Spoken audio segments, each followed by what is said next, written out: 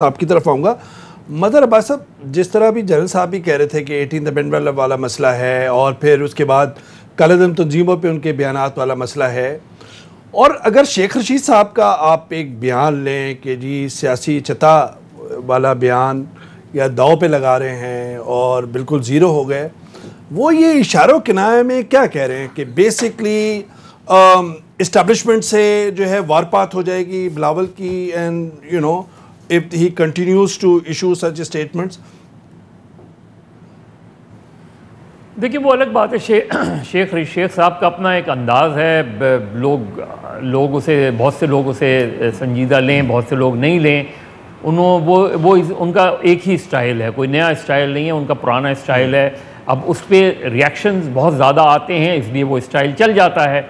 لیکن بنیادی طور پہ یہ خود بلاول کے اور پاکستان پیپلز پارٹی کے اندر بھی یہ بحث رہی ہے۔ ایسا نہیں ہے کہ جو شیخ رشید صاحب کہہ رہے ہیں وہ پیپلز پارٹی سے باہر صرف شیخ رشید کا ایک ویو ہے، یعنی 2015 سے ہی ایک ڈیبیٹ پیپلز پارٹی کے اندر رہی ہے کہ بلاول کو اب خود اپنے تئیں جو چیزیں آنے پڑتی ہیں، اور یہ پیپلز پارٹی میں بہت بنیادی سوال اٹھا تھا کہ جی جب آلریڈی ایک فل فلیش چیئرمین موجود ہے تو پھر شریک چیئرمین کی کیا ضرورت ہے؟ دیکھیے جب بے نظیر بھٹو اور بیگم بھٹو صاحبہ کا مسئلہ تھا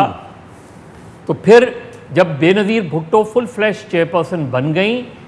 تو بیگم بھٹو صاحبہ کو ایک طریقے سے سائیڈ میں کر کے ان کو لائف ٹائم چیئرپرسن بنا دیا گیا، لیکن ان کے پاس ظاہر ہے کوئی نہ اتھارٹی تھی نہ ان کو وہ اس طریقے سے اپنے آپ کو ایگزرٹ کرتی تھی۔ ایگزیکٹلی یہی مشورہ زرداری صاحب کو بھی دیا گیا تھا کہ آپ دبئی میں رہیں،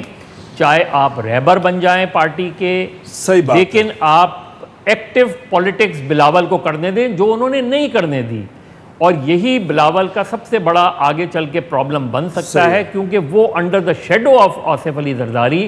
بلاول کی اپنی جو پرسنالٹی ہے، اپنا جو ویژن ہے، اپنا جو اس